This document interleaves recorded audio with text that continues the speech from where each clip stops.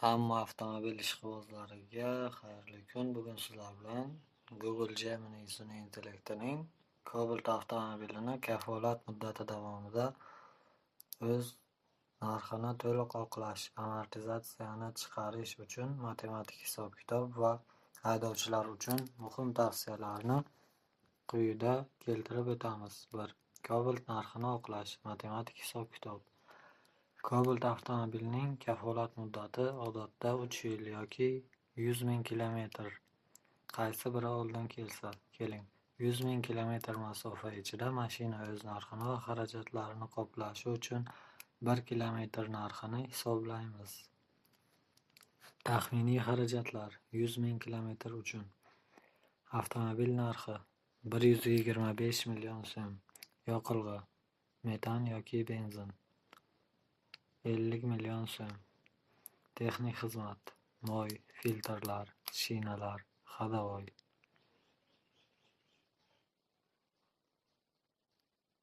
15 million so'm.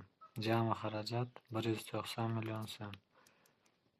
1 kilometr uchun narx 190 millionni 100 ming kilometrga bo'lamiz. 1900 so'm har bir kilometrga kelib chiqadi.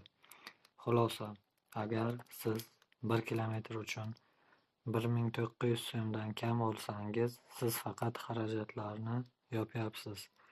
Mashina o'zini oqlab, haydovchiga sof foyda keltirishi uchun taksi narxi kamida 3,5 ming, 4,5 ming so'm taqsim kilometr shahar ichida bo'lishi kerak. 2. Cobalt haydovchilari uchun 50 ta fakt qisqacha va muhim. 1. Moy 7,000-8 ming kilometrdan o'tkazmang. Antifriz har 2 yilda almashtiring.